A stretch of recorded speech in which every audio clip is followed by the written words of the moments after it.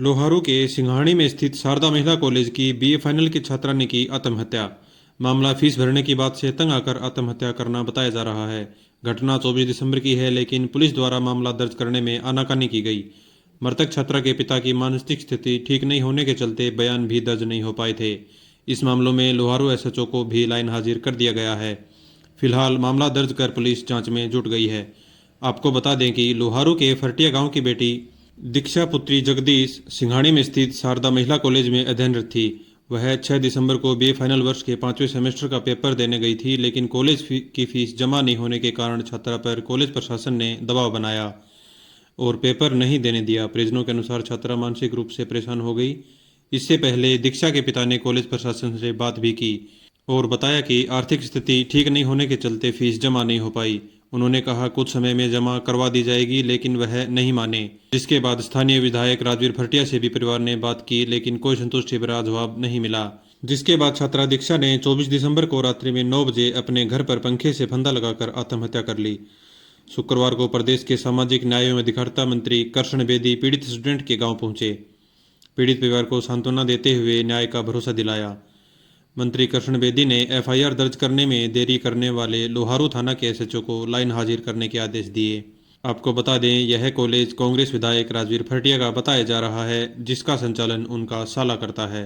फिलहाल परिवार न्याय की गुहार लगा रहा है। देखने वाली बात यह होगी कि आखिर कब तक दलित छात्रा के परिवार को न्याय मिल पाएगा।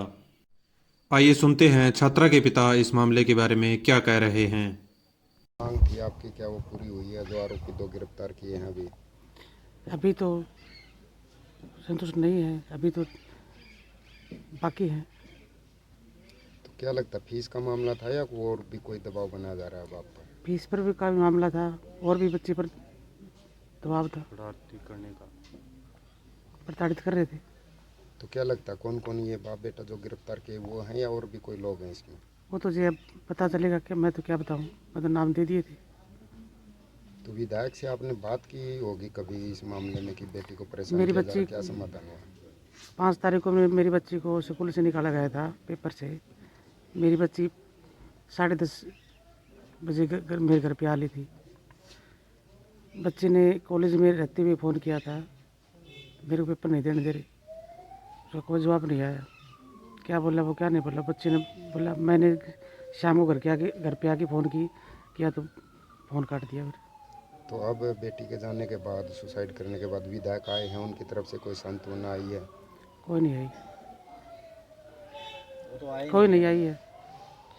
एक कोई बार आए सांत्वना थे नहीं। वो एक बार आए थे, अपने सांत्वना वगैरह कुछ नहीं। गांव के हिसाब से जो आते हैं लोग वैसे आए थे एक बार। जांच किया पुलिस से, प्रशासन से, क्या लगता है किस प्रकार का मामला है? मैं परिवार से मिला हूँ। कल माननीय मुख्यमंत्री जी नायब सिंह सैनी जी ने मुझे जिम्मेवारी दी थी कि परिवार के बीच में जाकर परिवार की सारी स्थिति और उनकी अभी तक प्रशासन के द्वारा की गई कार्रवाई की संतुष्टि, 2 विषयों को लेकर आया था मैं। यहाँ के एसएचओ के खिलाफ इनमें बड़ा रोष है लोगों में और उसका व्यवहार भी कोई अच्छा नहीं था इस परिवार के प्रति। उसको अभी मैंने एसपी साहब को कहा कि तुरंत लाइन हाजिर करके उसके डिपार्टमेंटल खोल लें। ऐसा अधिकारी जहाँ संवेदनाओं की ज़रूरत है, जहाँ परिवार को सांत्वना की ज़रूरत है, वो उन पर पुलिसियल तरीके से बात कर रहा है वो उनसे। दूसरी बात, परिवार ने ये भी मेरे सामने मांग पत्र दिया अभी कि हमारी पूरी मैनेजमेंट के खिलाफ हम मुकदमा होना चाहिए, क्योंकि सभी की जानकारी में ये विषय था। चाहे प्रिंसिपल है, चाहे उसके स्कूल के मैनेजमेंट के लोग हैं, चाहे उसके संचालक हैं। पहले तो इन लोगों ने प्रचार प्रसार किया कि हम बेटियों को फ्री शिक्षा देंगे। इस क्षेत्र के अंदर समाज सेवी की अपनी छवि बनाई और जब समाज सेवी की छवि बन गई तो फिर उन लोगों ने इस नाम पर चुनाव भी लड़ा और चुनाव लड़कर जब वो विधायक हो गए तो फिर वो अपने उस पर आ गए कि फीस दो हमें, एफिडेविट ले रही हैं, किसी कुछ ले रही हैं। उस बेटी ने राजवीर भरटिया जी से बात भी की कि मुझे पेपर नहीं दिया जाने रहा। उसकी किस अंडरस्टैंडिंग क्या हुई है उन लोगों की, क्या नहीं, उन्होंने मैनेजमेंट से क्या बात की, क्या नहीं की।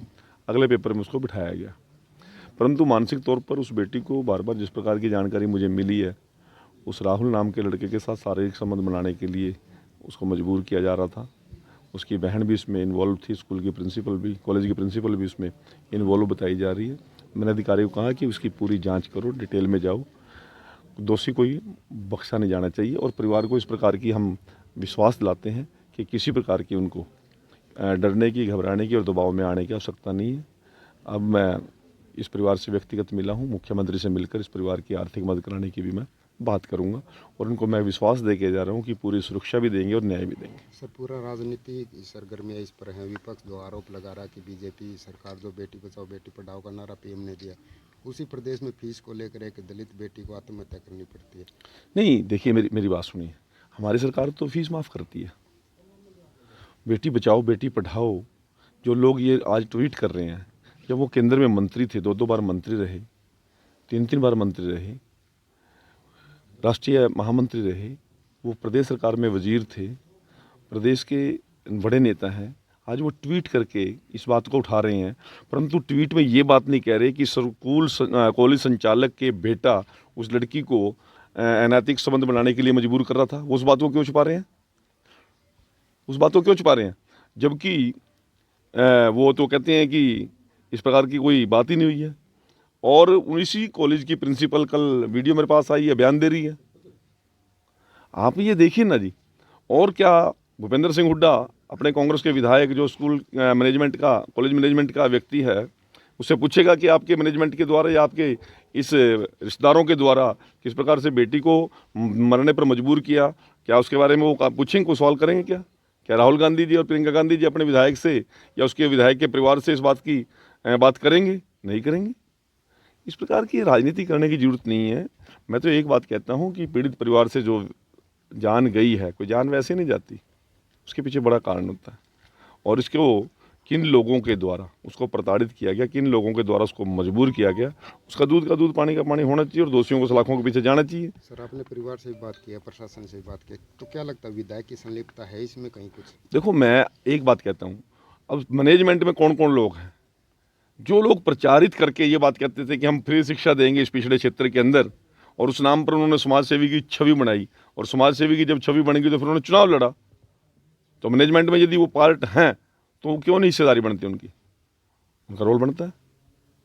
हम तो दोषियों के खिलाफ किसी प्रकार की कोई ढिलाई बरतने के मूड में नहीं है। सरकार जरूर कार्रवाई होनी चाहिए।